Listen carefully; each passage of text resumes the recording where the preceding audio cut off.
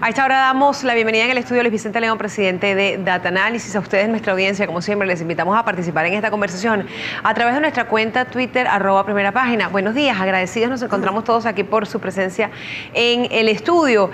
Siempre encantado de estar aquí. Y como siempre, pregunta obligada para quien se ocupa de evaluar en números la realidad política, económica y social del país. ¿Hay una conexión o un divorcio en este momento de las autoridades con los reales problemas que enfrentamos los venezolanos? Bueno, mira, la conexión existe. Es decir, los venezolanos tienen unas preocupaciones, digamos, bien marcadas y bien claras. La primera, el tema de la inseguridad. El segundo, el tema de desabastecimiento. Y el tercero, el tema de inflación. Esos son los tres temas que de alguna manera preocupan fundamentalmente al venezolano. Y la conexión, ¿por dónde viene? La conexión viene por dos cosas. La primera, porque también el gobierno se ha preocupado porque esos temas no afecten su popularidad.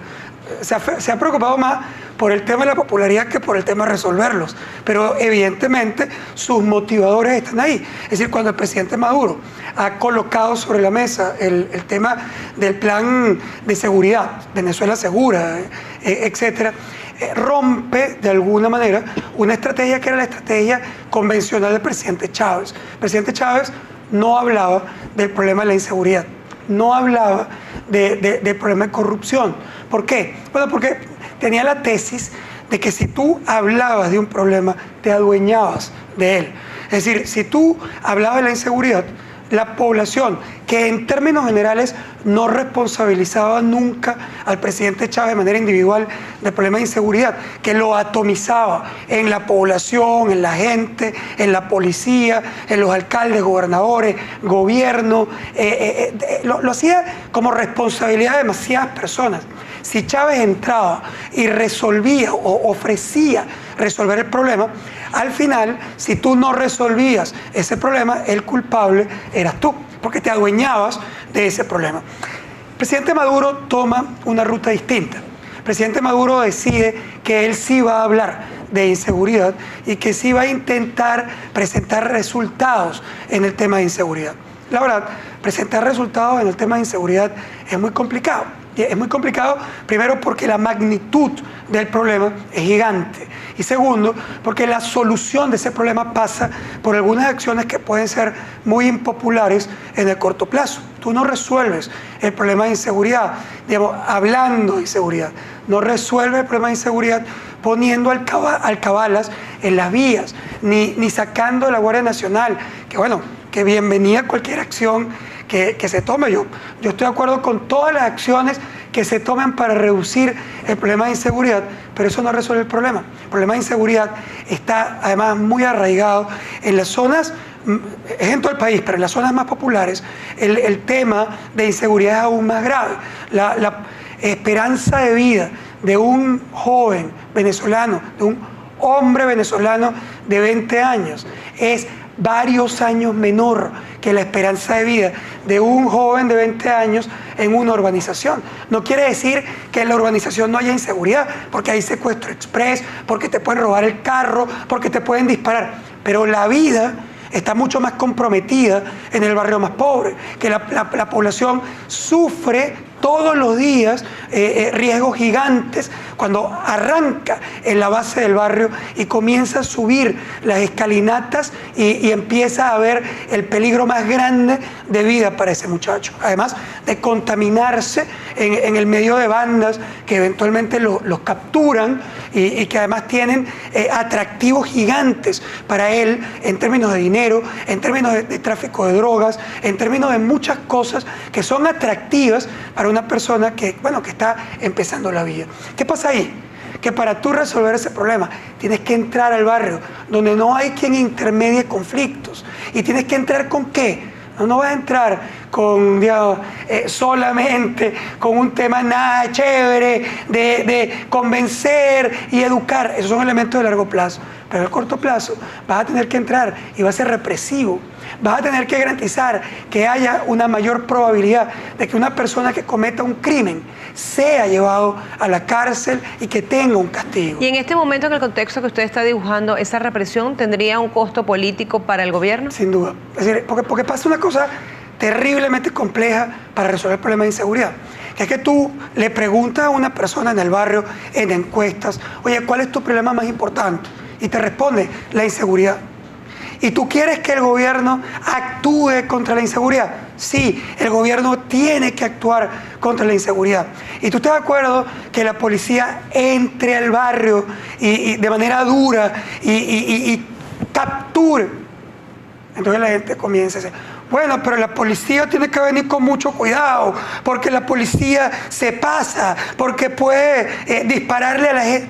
O sea, inmediatamente hay un bloqueador. O sea, un bloqueador que además es histórico. ¿Sí? Y que, a ver, Aymara, que a lo mejor tienen razón. Es decir, han sido sujetos también de represión policial inadecuada, que no tienen por qué sentir, digamos, confianza en la policía cuando tú chequeas y ves que el porcentaje de asaltos, de secuestros, etcétera, en el que ha participado la Fuerza Armada venezolana, Fuerza Armada quiero decir la policía, digamos, la gente que está involucrada desde el Estado es gigante. Entonces tú dices, bueno, ¿qué es peor? Es decir, un venezolano común se puede plantear en su cabeza la duda, oye, la verdad me va a resolver el problema un policía que a lo mejor lo que está es metido en una banda de secuestradores, que además nadie lo esconde y que lo ves.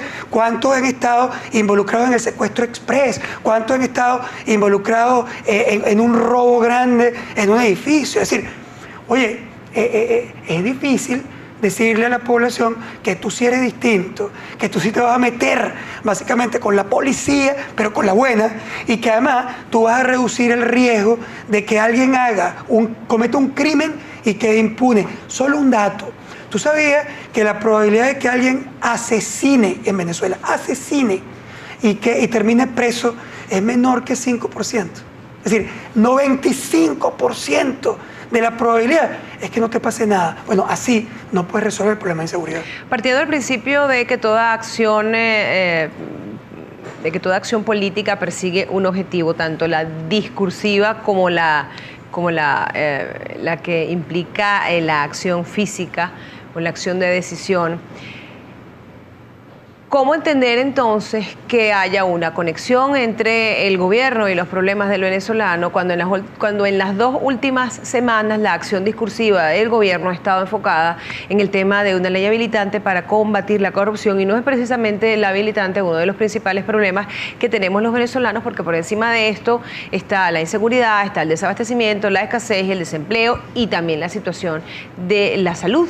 Sí, hay 2 elementos importantes en tu pregunta. La primera, cuando yo hablo de que hay conexión, no significa que lo esté resolviendo o que la población sienta que lo está resolviendo. La conexión existe cuando el gobierno también identifica cuáles son los problemas que además le pueden generar mayores problemas o costos políticos. Es decir, es obvio que al gobierno le empieza a afectar mucho más el tema de inseguridad que lo que le afectaba al presidente Chávez. No porque haya más inseguridad que el año pasado, porque no es verdad. Es decir, el problema de inseguridad era grave el año pasado y es grave este año. Y era grave hace 5 también. Es decir, no es que empeoró, pero sí hay una población que está con una esperanza de cambio, con un gobierno distinto, exigiéndole que tome decisiones. Y eso, por supuesto, lo hace más complicado no hablar del tema o no actuar en el tema. Entonces lo conecta naturalmente. Otra cosa es que sea exitosa la conexión, que la conexión sea positiva. Eso es otra historia y eso lo veremos en el tiempo. Es decir, el gobierno acaba de lanzar la misión Venezuela Segura, ¿es que se llama? No estoy completamente seguro. El Plan Patria Segura. Patria Segura. Es decir, cuando lanzas eso, tú generas una expectativa. Y además, cuando colocas al ejército en la calle, cuando tú colocas a los militares en la calle, tú generas una expectativa. Es decir, la gente de alguna manera de ver alguna policía, ejército, Guardia Nacional en la calle, puede decir, bueno, vamos a ver si esto funciona, y le das un beneficio de la duda. Es El tema es que, de nuevo, yo no estoy criticando que eso ocurra. Lo que yo estoy diciendo es que eso no es suficiente para resolver el problema de inseguridad. Y como no es suficiente, cuando la gente sienta que eso no ha resuelto su problema, entonces se voltea y dice, bueno, ¿y quién es responsable? Antes Chávez no era, porque Chávez no hablaba de eso, no hablaba de la soga en la casa del ahorcado, lo que indica que él no se adueñaba del problema. Hoy Maduro se adueña del problema, en positivo y en negativo. En positivo porque genera en una parte de la población la esperanza de que el gobierno finalmente está teniendo una acción. Y eso es una actitud, yo diría, valiente del presidente Maduro. Pero por otro lado, como la acción es muy compleja, cuando el problema no se ha resuelto, ¿a quién van a responsabilizar? Al mismo que apareció en cadena nacional diciendo que lo iba a resolver. Y le van a decir, pajarito, tú me dijiste que me iba a resolver el problema y ahí están matando a mis hijos. Y esa conexión es una conexión políticamente muy peligrosa. Y en este contexto que usted describe se puede agregar este contraste que se establece en la cotidianidad del venezolano en materia de inseguridad cuando se registra un incidente en horas de la mañana que involucra a 3 personas secuestradas en el municipio Sucre en diversas zonas, y en horas de la mañana escuchamos al ministro de Interior y Justicia decir que el Plan Patria Segura ha reducido casi a 0 los secuestros. Sí, bueno, yo creo que aquí hay, de nuevo, Aymara, un tema, digamos, claro.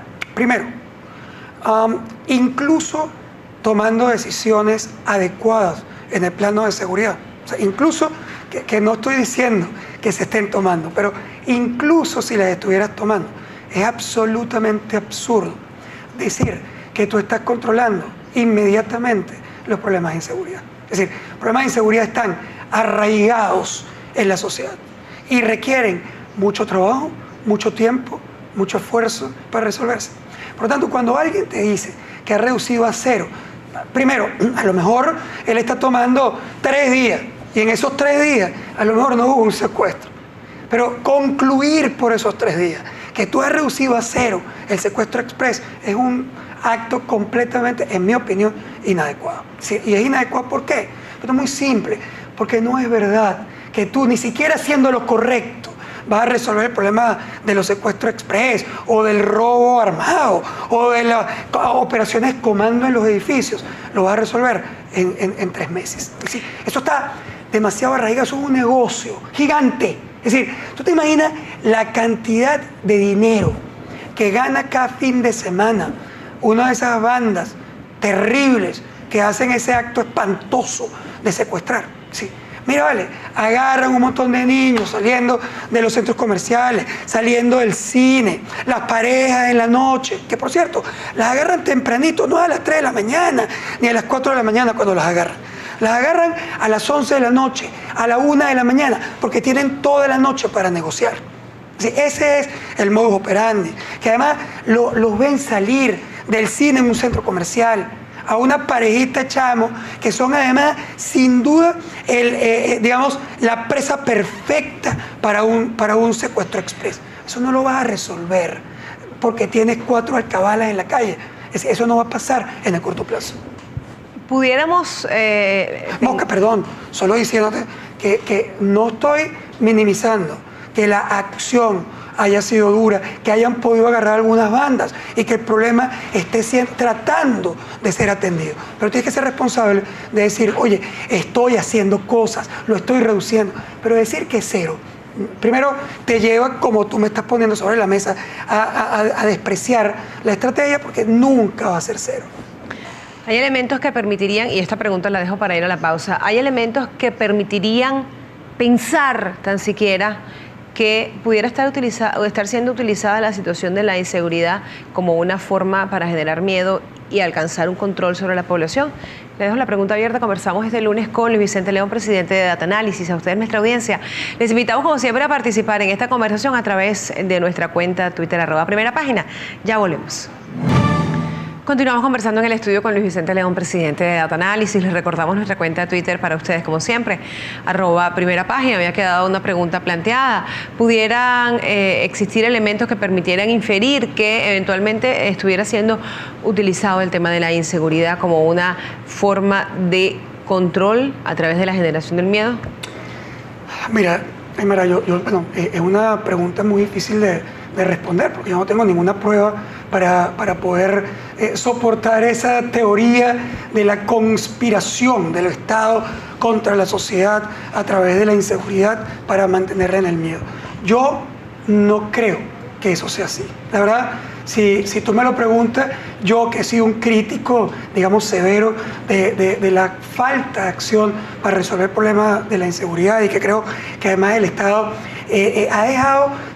ha perdido espacios, no ha intermediado entre el ciudadano, y al no intermediar entre los ciudadanos, pues obviamente permite que los ciudadanos intenten tomar en sus manos la justicia o la acción, y eso es lo que de alguna manera genera los peores niveles de inseguridad, sobre todo en la población más pobre, que toma, digamos, la justicia en sus manos para defenderse, o al revés, que toma las armas en sus manos para atormentar al resto de la sociedad. Es decir, yo que he sido un crítico muy severo, yo estoy absolutamente seguro que al gobierno, y eso es con el presidente Chávez o con el presidente Maduro, no le interesaba la inseguridad, no quería la inseguridad. Yo no puedo creer que al gobierno venezolano le parezca chévere, ¿verdad?, que cada lunes amanezca un montón de venezolanos muertos, y que eso no les preocupe también a ellos. ¿Sí? Porque no están matando en la calle a los opositores. Es decir, puede ser que los opositores los estén denunciando de corrupción. Esa sí es una acción que provoca o busca miedo en una parte de la sociedad. Cuando tú tomas digamos, la estrategia anticorrupción y resulta que los corruptos todos son opositores que manejan la minoría de las instituciones públicas de Venezuela, entonces tú dices, bueno, ahí hay una acción sesgada para generar miedo en la población y en la oposición. Es decir, para mí el plan anticorrupción es mucho más un plan antioposición. Ahí yo coincido con que hay una acción concreta del Estado para generar miedo en una parte de la población, para evitar que esa parte de la población se defienda, se rebele, etc. Es decir, ahí yo coincido. Pero en el tema de la inseguridad, están matándonos a todos. No hay nada más democrático que los ladrones. Es decir, aquí te secuestran si tú eres opositor, si tú eres chavista, si tú eres niní. Es decir, todos somos sujetos a lampa. Es más, yo me atrevería a decir que si tú chequeas las encuestas y ves que el soporte popular del chavismo es más fuerte en las clases más populares, y tú chequeas que la penetración de la inseguridad también es más fuerte en las clases populares, es decir, la verdad, sería absolutamente absurdo que el gobierno estuviera interesado en que le estuvieran matando sus votos en los barrios. Es decir, no parece tener sentido. Pero en todo caso, lo que sí es claro es que el gobierno, en el de Chávez, no estaba actuando para resolverlo, para evitar los costos políticos, y que a bueno, le cuesta todavía resolverlo. Esta es la perspectiva del enfoque de la observación del trabajo del gobierno. Veamos la otra cara de la moneda, la de la sociedad civil, la de los actores políticos que tienen herramientas para presionar, para exigir al gobierno acciones contra la inseguridad. ¿Están siendo suficientes, están siendo acertadas las conducidas hasta ahora por actores políticos y por la sociedad civil para pedirle una respuesta al gobierno en materia de inseguridad? Yo diría que aquí también tenemos que separar el tema, ¿no? Arrancando al revés, así como que estoy diciendo, yo no creo que el gobierno, sinceramente, esté usando el tema de la inseguridad como una estrategia. Simplemente la estrategia puede ser no actuar lo suficiente porque tiene un costo político, pero yo no creo que el gobierno la está deliberadamente estimulando. Yo no creo que la oposición también sea responsable de no poder tener el perfil que se requiere para tener una voz. ¿Por qué? Porque la oposición ha perdido espacios. Es decir, la oposición no tiene la capacidad de llegada con su mensaje a las masas que puede tener el gobierno. El gobierno tiene mucho más control de recursos, de comunicación, cadenas nacionales, medios de comunicación, plata, capacidad de comunicación pagada. Es decir, tú tienes un montón de acciones para llegar a la población. La oposición está aprendiendo a llegar a la población sin los medios convencionales. Es decir, tiene que llegar como se llegaba, digamos, en otras épocas, se llegaba a través de un papelito, en una imprenta clandestina que le mandaba los papelitos por lado. No estás en eso en Venezuela hoy, pero tienes una mucho menor capacidad de llegar por medios masivos. ¿Qué es lo que tenías ni siquiera te estoy hablando del año pasado, Estoy hablando de lo que tenía hace 5 o 10 años. Es decir, la oposición se ha ido disminuyendo en su capacidad mediática. ¿Eso qué quiere decir? Que es más difícil para la oposición llegar con un mensaje, porque tiene que hacerlo cara a cara, en el trabajo político, en los espacios cada vez, digamos, en medios alternativos como en Twitter o en redes sociales. Es decir, pero no llega como llegaba antes, o como puede llegar el gobierno, como le da la gana, en el mensaje que quiera, en una cadena de 4 horas o 6 horas, o en la comunicación completa que puede llegar a través de los medios masivos. Es decir, eso no lo tiene la oposición. Por tanto, quizá es injusto comparar la capacidad de comunicación que pueda tener la oposición con la que puede tener el gobierno. Pero, dicho eso, también tendría que decirte que la oposición, se dedica demasiado tiempo a los temas de la propia organización opositora, al mantenimiento de la unidad, que yo creo que es importante, por supuesto, para la oposición, el tema de la unidad, el tema de mantener sus candidatos, el tema de pedir respaldo, el tema de las denuncias de fraude que se han mantenido permanentemente. Todo eso entiendo que puede ser importante para la oposición, pero vamos a estar claros. 3 meses o 4 meses después, la gente está buscando cosas distintas, que tengan que ver con su vida cotidiana. A una persona, a una mujer en el barrio Mamera, en el 5 de julio en Petare, es decir, le importa mucho más su problema cotidiano de vida, el problema de inseguridad, el que no consigue leche o productos en el mercado, que hay escasez severa o que no le alcanza el dinero en el bolsillo. Eso le interesa mucho más que la unidad, que el fraude o la ilegitimidad electoral. Ella no está en eso. Estamos conversando este lunes con Luis Vicente León, presidente de Data Análisis. Hacemos una pausa y al retorno tendremos más para ustedes. Les recordamos nuestra cuenta de Twitter, @primerapágina. Ya volvemos. Minutos finales de nuestra conversación con Luis Vicente León, presidente de Data Análisis. Les recordamos nuestra cuenta de Twitter, @primerapágina. Con este contexto que usted ha dibujado, ¿ante qué escenarios estamos los venezolanos para el 8 de diciembre? Bueno, mira, la elección local, la elección de alcaldes, normalmente es una elección, o eran elecciones muy localizadas, elecciones donde la gente realmente se preocupaba por la figura de su alcalde y sus concejales, que además siempre está como muy cerca de ti. Y por lo tanto, eso era una elección que se movía al debate local. Y ahí podía ganar o perder mucho vínculo, el protagonista, pues el candidato. Protagonista, ese candidato a alcalde, y si la gente lo conocía, si le gustaba, si no le gustaba, si había hecho una labor cuando es un alcalde en reelección.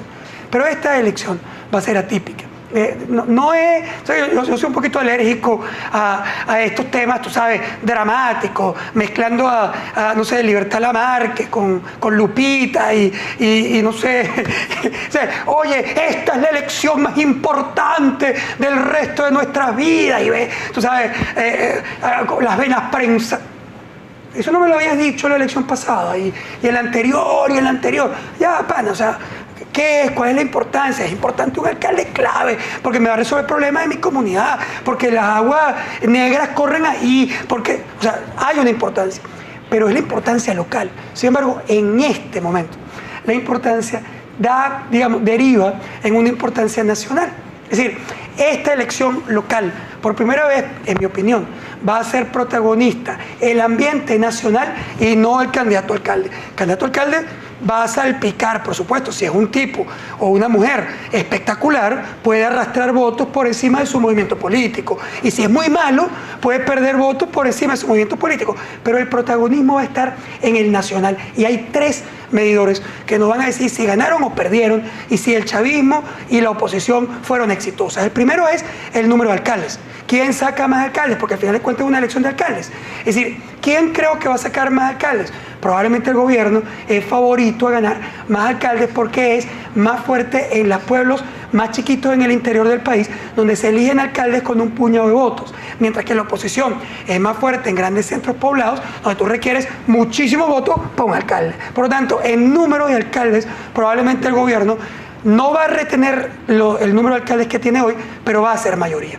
El segundo indicador, que es quién gana los símbolos: Caracas, Valencia, Barquisimeto, Maracaibo, Puerto La Cruz, San Cristóbal. Es decir, quién está, digamos, en el corredor electoral principal del país. La oposición es un favorito porque es donde ella es más fuerte, en los grandes centros poblados, aunque tiene que cuidar tres zonas importantes. Tiene que cuidar qué va a pasar en el metropolitano, es decir, en Caracas, qué va a pasar en Libertador, donde el gobierno es muy fuerte, y qué va a pasar en Maracaibo, donde hoy es la oposición y probablemente la alcaldesa es una favorita, pero digamos, tiene que verlo con cuidado porque es una zona que ha ganado y perdido la oposición en el pasado y que tiene un candidato que es un candidato mediático, que es un candidato además fuerte, por lo tanto es una batalla que hay que cuidar.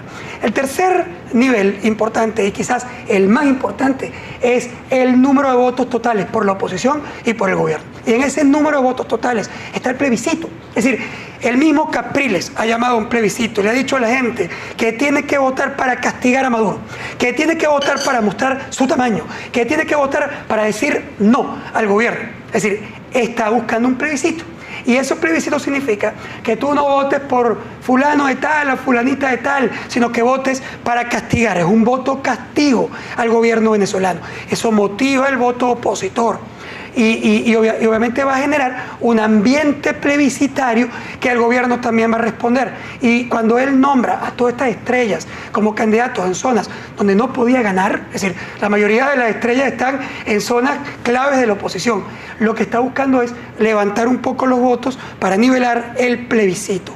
¿Quién va a ganar ahí? No lo sabemos, pero la oposición ganó el número de votos en las elecciones parlamentarias y numéricamente estaba en la elección presidencial apenas un punto de Maduro. Es decir, no hay nada extraño que la oposición pueda ganar ese plebiscito. Si lo gana, le hace daño político a Maduro.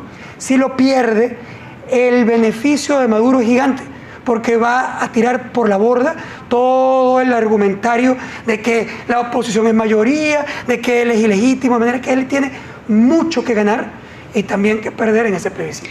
Emilio Fajardo, revisamos preguntas y comentarios que llegan a través de nuestra cuenta Twitter. Pregunta, ¿cuáles deben ser los elementos a tomar en cuenta para estimular el voto y combatir la abstención? Bueno, yo creo que obviamente la oposición necesita mucho más que el chavismo la lucha contra la abstención. Y digo que la necesita más porque recuérdate que también viene de una denuncia muy reciente de fraude. Entonces, la gente hace un poquito de cortocircuito. ¿Cómo es eso? Que tú hace 3 meses me dijiste que te habían hecho trampa, que tú ganaste, que las instituciones están en manos del Estado y ahora me estás diciendo que vote a través de las mismas instituciones que me hicieron trampa, según tú. Es decir, esos elementos hacen cortocircuito. ¿Qué hace la oposición? Lo correcto. Capriles hace lo correcto. Llama a la población a decir, y le dice, no importa. La única manera de reducir la posibilidad de fraude es que votes.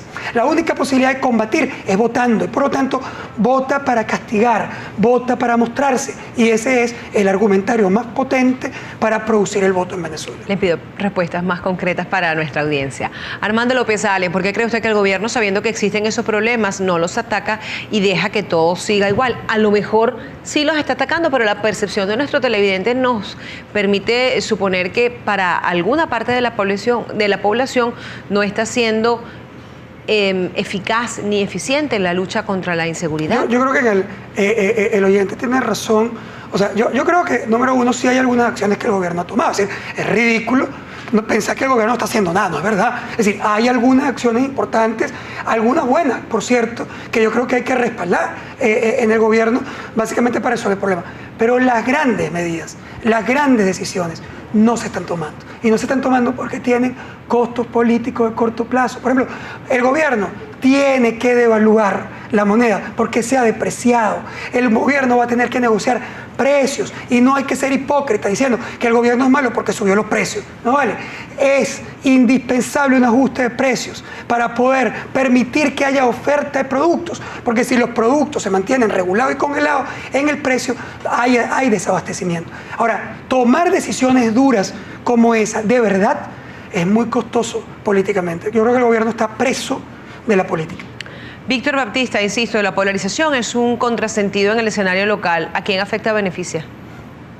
La polarización siempre es negativa para el país, porque yo creo que el país requiere la integración. Para mí, por ejemplo, la verdad, yo como votante local, voy a elegir un alcalde.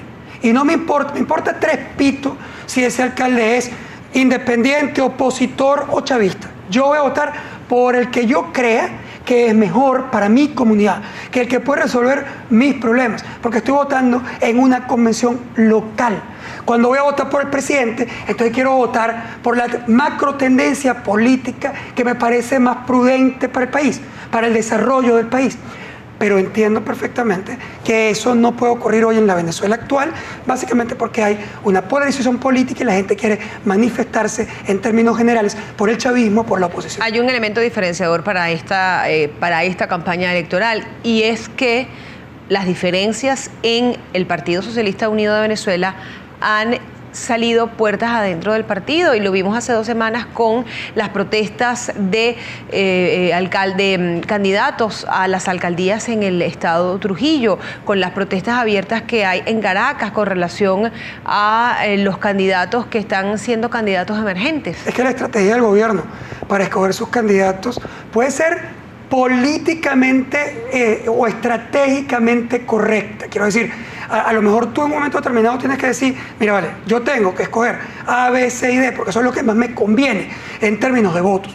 Puede ser, pero eso es impresentable hacia la población masiva.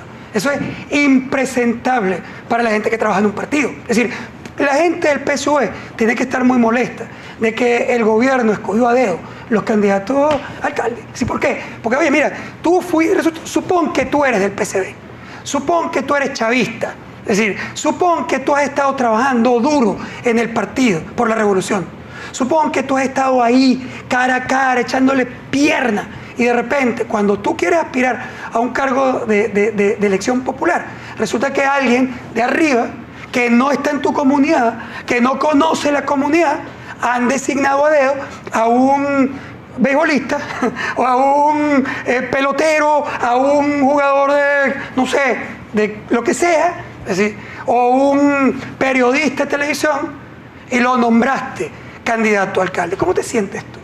¿Cómo se siente la comunidad básica? Se siente afectada. Entonces es normal que la gente se rebele, que la gente pelee, que la gente proteste. Ahora, antes no sucedía eso. Porque Chávez era realmente muchísimo más potente en su conexión popular. Obvio que el presidente Maduro no tiene la conexión popular del presidente Chávez. Emilio Fajardo, ¿cuáles serán los temas más relevantes para ser abordados durante esta campaña? Yo creo que el tema está otra vez en los 3 elementos que la población te pide. Es decir, inseguridad, abastecimiento e inflación. Sin embargo, un alcalde tiene muy poco que ver con los otros 2. El alcalde no está ahí para resolver problemas de escasez o el problema de inflación. Está ahí para resolver problemas de la comunidad. Inseguridad, si es un tema del alcalde, las aceras, la basura, el agua. Es decir, esos son los grandes temas. Y incluso una cosa que parece superficial pero que no es, el ornato de la ciudad. La gente quiere ser orgullosa de la zona donde está, y eso no es superficial. Es clave que un alcalde vaya a hacer que la gente que vive en su comunidad se sienta orgullosa de pertenecer a esa comunidad. No importa si esa comunidad es pobre o es una comunidad rica, y solo te sientes orgulloso si hay escuelas que funcionan, si tu policía trabaja contigo y te ayuda, si además es limpio, si las aceras permiten que camines, si al menos en diciembre todos se sienten orgullosos de los arreglos de la Navidad. Es decir, esos elementos completos, integrales, son la función de un alcalde. Amarilis Salazar, ¿cómo se explica que un 48% de la población mire como buena la gestión del señor Maduro con tanta ineficiencia e indolencia? Bueno, hay 2 elementos importantes que deben verse ahí. Es decir, la primera es que el país ha estado dividido hace un tiempo ya. Es decir, la elección pasada, la diferencia entre esas fuerzas fue 1%.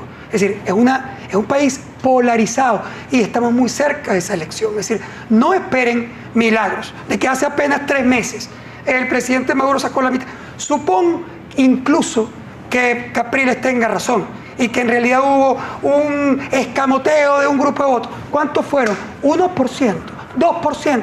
Ya está hablando de un país dividido en 2 partes iguales y no va a ser muy distinto en 3 meses. Quizás en el tiempo, con trabajo político inteligente, la oposición pueda crecer. Pero ahora mismo sigue siendo un país dividido en 2 partes iguales. J. Falcón R., si hoy hubiese elecciones, ¿cuál sería la tendencia? Está dividido. está dividido el país en dos partes iguales. Yo me atrevería a decir que el gobierno es favorito a ganar la mayoría de las alcaldías, que la oposición es favorita a ganar las ciudades principales del país, pero que ese plebiscito está en una batalla campal, donde la oposición tiene la opción de oro de sacar más votos. No estoy hablando de 10 puntos o 15 puntos, pero sí un poco más votos que el gobierno si hace su trabajo de manera adecuada. Ahora, el gobierno no es mucho, faltan varios meses, va a haber muchos recursos y lo que sí vamos a ver una oposición trabajando durísimo por el plebiscito, pero vamos a ver un gobierno gastando más plata que el que haya visto todo este año en el último trimestre del año. Y ese dinero siempre tiene impactos políticos, de manera que esta batalla es una batalla compleja, difícil y que todavía no podemos dar por cantada. Pero sin duda en la que el ciudadano, el votante, tendrá la última palabra. Y su palabra va a ser votar. Yo creo que chavista u opositor, no importa lo que sea, tienen que votar. Es decir, el voto va a ser fundamental para expresarse. El cuento de que las máquinas de votación me roban el voto, eso es mentira. Es decir, el sistema automatizado electoral venezolano es mucho mejor que en el pasado. Todavía imperfecto, más bien en ese 10% del padrón electoral que no está depurado. Pero no es un tema de máquinas, es un tema de que votes. Vota. Agradecidos por su presencia este lunes en Primera Página, Luis Vicente León, presidente de Data Análisis. Hacemos una pausa y volvemos con más.